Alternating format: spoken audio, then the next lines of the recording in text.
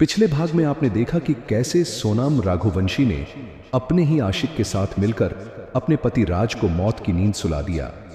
एक ऐसा प्यार जो कब नफरत में बदल गया, किसी को पता ही नहीं चला।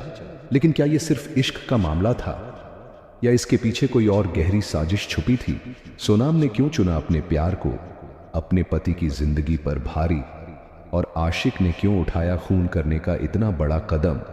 इस भाग में हम बताएंगे वो हर राज जो अब तक दबे हुए थे। ये कहानी नहीं, हकीकत का वो आईना है जो आपको अंदर तक हिला देगा। और यही सोचकर उसने राज को भरोसे में लेकर साजिश रचनी शुरू की। सोनम ने कबूला कि राजा बहुत अच्छा इंसान था, वह उसे बहुत प्यार करता था, लेकिन वह हर वक्त बस उसकी निगरानी करता था। सोनम को बार बार लगता था कि वह आजाद नहीं है, और यही सोचकर उसने तय कर लिया कि राजा को रास्ते से हटाना ही सही फैसला है। उसने यह भी बताया कि उसके पिता की तबीयत खराब थी, इसीलिए वह अपने प्रेमी से शादी नहीं कर पाई थी, और राजा को एक समझौते की तरह स्वीकार कर लिया था, लेकिन दिल से कभी उस रिश्ते को अपनाया नहीं। सोनम ने स्वीकार किया कि उसका अपने पति राजा रघुवंशी से रिश्ता महज एक सामाजिक बंधन बनकर रह गया था। शादी के बाद भी वह लगातार अपने प्रेमी राज कुशवाहा के संपर्क में थी। सोनम और राज के बीच शारीरिक और मानसिक रूप से गहरा रिश्ता था, और दोनों चाहते थे कि राजा की जिंदगी से स्थायी रूप से छुटकारा मिल जाए। पुलिस को दिए बयान में सोनम ने कहा कि उन्होंने मिलकर हत्या की पूरी योजना तैयार की थी। इसके तहत राज कुशवाहा ने अपने 3 दोस्तों विशाल सिंह चौहान, आकाश राजपूत और आनंद सिंह कुर्मी को साथ जोड़ा। योजना के मुताबिक सोनम और राजा को मेघालय ट्रिप पर भेजा गया ताकि घटना दुर्घटना जैसी लगे और शक ना हो। 23 मई को जब वे सावडोंग फॉल्स के पास ट्रेकिंग के लिए निकले तो सोनम ने राजा को एक ऐसे रास्ते पर ले जाने में मदद की जहां पहले से छिपे तीनों हमलावर मौजूद थे। राजा पर अचानक धारदार हथियार से हमला किया गया और उसे खाई में धकेल दिया गया। सोनम ने बताया कि वह सब कुछ जानते हुए भी वहीं से वापस लौट गई और फिर फरार हो गई। पूछताछ में सोनम ने साफ कहा कि इस पूरी हत्या के पीछे उसकी मंशा राजा से छुटकारा पाकर राज कुशवाहा के साथ जिंदगी शुरू करने की थी। उसने इस साजिश के लिए आर्थिक मदद भी की, कॉल्स और मीटिंग्स के जरिए हत्यारों को निर्देश भी दिए। यही नहीं, बाद में जब मीडिया और पुलिस का दबाव बढ़ा तब उसने खुद को बचाने के लिए गाजीपुर जाकर छिपने की कोशिश की, लेकिन डर और मानसिक दबाव में खुद ही उसने आत्मसमर्पण कर दिया।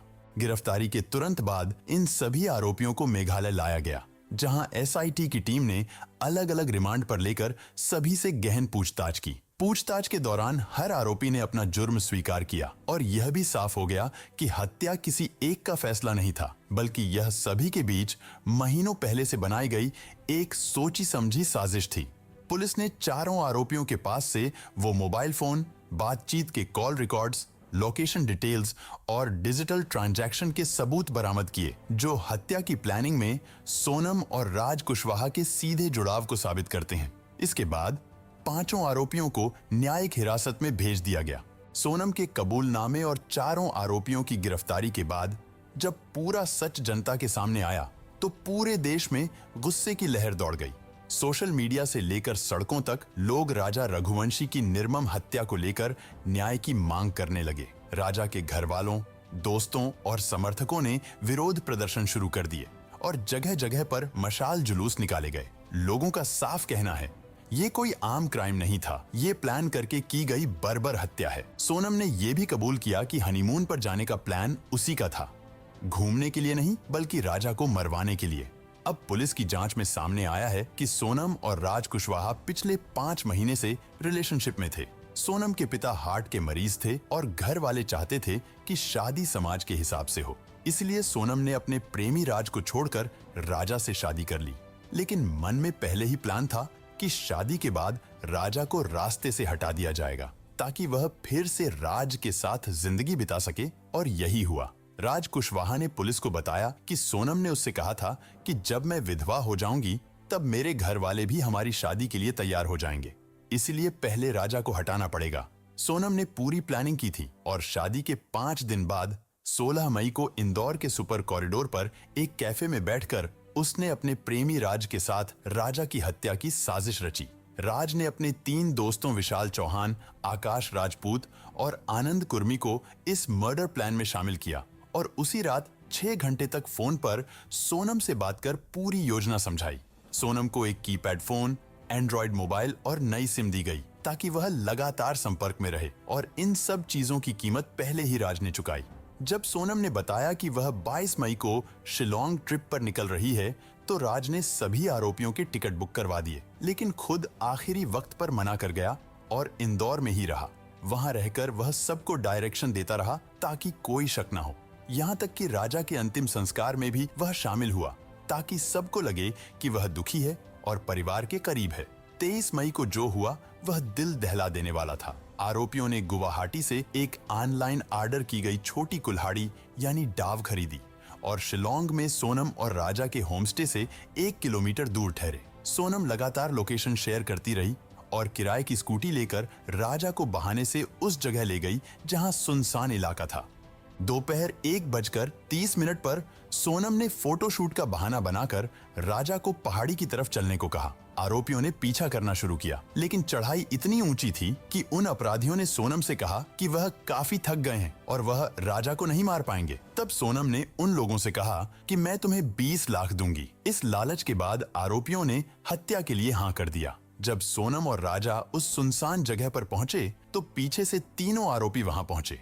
आकाश दूसरी बाइक से दूर से निगरानी कर रहा था और जब उन्हें यकीन हो गया कि कोई आसपास नहीं है तब उन्होंने राजा पर पीछे से हमला किया। राजा ने विरोध किया, लड़ाई की, लेकिन सिर और सीने पर गहरे वार के बाद वह बेहोश हो गया। विशाल चौहान ने पीछे से वार किया और उसी वक्त सोनम चिल्लाई, मार डालो इसे। फिर जब राजा अधमरा था तो आरोपियों ने उसे उठाने की कोशिश की, लेकिन जब नहीं उठा सके तो खुद सोनम ने उसे धक्का दिया और खाई में फेंक दिया। यह सब करने के बाद सोनम ने आरोपियों को राजा के पर्स से निकाले हुए 15,000 रुपए दिए और कहा कि पूरा पैसा बाद में मिलेगा। फिर आरोपी वहां से उसकी बुक की गई स्कूटी लेकर 25 किलोमीटर दूर छोड़ आए। सोनम ने उन लोगों के सामने ही अपना फोन तोड़ दिया और नदी में फेंक दिया ताकि कोई लोकेशन ट्रैक ना कर सके। राजा की हत्या के बाद सोनम शिलोंग से गुवाहाटी पहुंची और वहां से ट्रेन द्वारा इंदौर, मध्य प्रदेश लौट गई थी। इंदौर पहुंचकर सोनम ने राज कुशवाहा के साथ एक फ्लैट में कुछ दिन बिताए। पुलिस जांच में यह भी सामने आया कि राज ने खुद उसे एक कैब भेजी थी। आखिरकार सोनम वहीं रुकी, लेकिन इस दौरान वह हर एक अपडेट पर नजर रख रही थी। जब पुलिस ने राज कुशवाहा और बाकी आरोपियों को गिरफ्तार किया तो सोनम घबरा गई और अकेली गाजीपुर पहुंची। जांच में सामने आया कि सोनम ने हत्या के कुछ दिन पहले ही नए मोबाइल में एक नई सिम डलवाई थी ताकि पुलिस को ट्रैकिंग में दिक्कत हो। इस नंबर से वह सिर्फ अपने प्रेमी और बाकी आरोपियों के संपर्क में थी। उसने ही फोन पर राज को पूरी जानकारी दी कि वह शिलोंग कब निकल रही है, कौन सा होटल बुक किया है और राजा के दिन भर की एक्टिविटी क्या क्या होगी ताकि हमलावर उसे फॉलो कर सकें। इस केस में जो बात सबसे ज्यादा डराने वाली है वो यह है कि हत्या से ठीक एक दिन पहले सोनम ने व्रत भी रखा था। मेरा तो उपास है ना, मेरे को 2-3 बार बोल दिया। मैंने मैं घूमने के चक्कर में अपनी ग्यारस थोड़ी तोड़ूंगी। वही तो तेरी, मैं अभी खरियार बना रही तो मेरे को एकदम से याद आ गई कि आज तो मेरे बहू का उपास बापे। हाँ। अपने सास से बात करते हुए उसने कहा था कि वह अपरा एकादशी का व्रत कर रही है ताकि मनोकामना पूरी हो जाए, लेकिन सच्चाई यह थी कि उसके मन की मनोकामना राजा को मारने से जुड़ी थी। उसी दिन यानी 23 मई को उसने हत्या को अंजाम दिलवाया और फिर खुद अपने हाथों से राजा को खाई में धक्का दे दिया। इस बीच एक और चौंकाने वाला खुलासा हुआ जब पुलिस को एक ऑडियो रिकॉर्डिंग मिली जिसमें सोनम और राज की बातचीत थी। इसमें साफ सुना जा सकता है कि सोनम राज से कह रही है कि राजा को खत्म करने के बाद सब कुछ आसान हो जाएगा और हम हमेशा साथ रह सकेंगे। यह रिकॉर्डिंग केस का सबसे बड़ा सबूत बन गया है और अब इसे कोर्ट में भी पेश किया जाएगा। राजा को खाई में फेंकने से पहले ही सोनम ने बड़ी ही चालाकी से उसके गले से सोने की चेन, हाथ में पहना डायमंड का ब्रेसलेट और 2 सोने की अंगूठी भी निकाल ली थी, जिसकी कीमत राजा के घर वालों ने लगभग 10 लाख बताया था। राज कुशवाहा ने भी कबूला है कि उसने ही अपने 3 दोस्तों को पैसों का लालच देकर इस मर्डर में शामिल किया था। वह जानता था कि अकेले सोनम कुछ नहीं कर पाएगी, इसलिए उसने अपने दोस्तों को भी इसमें घसीट लिया। पुलिस को पता चला कि सोनम ने राजा के पर्स से ही 15,000 रुपए निकाल कर दिए थे और कहा था कि जल्द ही बाकी रकम भी मिल जाएगी। लेकिन वह रकम कभी किसी को नहीं मिली। वहीं अब सोनम के वकील ने दावा किया है कि पुलिस इन लोगों से जबरदस्ती गुनाह को कबूल करवाने की कोशिश कर रही है, जबकि सोनम निर्दोष है। लेकिन जिस तरह के सबूत सामने आए हैं, जैसे कॉल डिटेल्स, लोकेशन डेटा और राज के कबूलनामे की रिकॉर्डिंग, उससे अब कोई शक की गुंजाइश नहीं बची है। मेघालय पुलिस और इंदौर पुलिस दोनों मिलकर इस केस को तेजी से आगे बढ़ा रही हैं। फिलहाल सोनम की कस्टडी बढ़ा दी गई है और अगले कुछ दिनों में कोर्ट में चार्जशीट पेश की जाएगी। पुलिस का कहना है कि सोनम ही इस मर्डर केस की असली मास्टरमाइंड है और उसने बेहद शातिर तरीके से यह साजिश रची। लेकिन यहाँ सोचने वाली असली बात यह है, अगर सब कुछ पहले से तय था तो फिर सोनम ने राजा से शादी ही क्यों की? उसके पास ऑप्शन था, वो चाहती तो अपने प्रेमी के साथ पहले ही भाग सकती थी। सच में ये बात हैरान करती है कि आज की युवा पीढ़ी किस तरह की सोच रखती है। जिससे आप प्यार नहीं करते, अगर वो आपको नहीं मिलता तो आप उस इंसान की जान ले लेते हो जिसका आपसे कोई लेना देना ही नहीं था। और जो लड़कियां इतनी दबंग होती हैं कि शादी के बाद अपने प्रेमी के लिए पति का कत्ल तक करवा देती हैं, वही लड़कियां शादी से पहले इतना साहस क्यों नहीं दिखाती? शादी से पहले ही क्यों नहीं कह देती कि मुझे कोई और पसंद है, मैं इससे शादी नहीं करूंगी? मतलब माँ बाप के सामने आप इतना बेबस दिखते हो कि मजबूरी में शादी कर लेते हो, लेकिन अंदर ही अंदर इतना जहर पल रहा होता है कि एक मासूम आदमी को मारने में भी आपको दया नहीं आती। मुझे नहीं पता ये कैसी सोच है, लेकिन इतना जरूर कह सकता हूँ, इस सोच ने न जाने कितने घर बर्बाद कर दिए और हजारों लाखों लोगों को डर में जीने पर मजबूर कर दिया। तो दोस्तों, ये थी सोनम और राजा की उस मोहब्बत की कहानी जो नफरत और खून में डूब गई। कभी कभी इश्क जब हदें पार कर जाता है तो इंसानियत भी पीछे छूट जाती है। अगर आपको ये वीडियो अच्छा लगा हो तो लाइक, शेयर और सब्सक्राइब जरूर करें। और हाँ, अंत में मैं आपसे सिर्फ एक बात कहना चाहूंगा, सच चाहे जितना भी छुपाया जाए एक दिन सामने जरूर आता है। आप सभी का इस वीडियो को देखने के लिए दिल से बहुत बहुत धन्यवाद।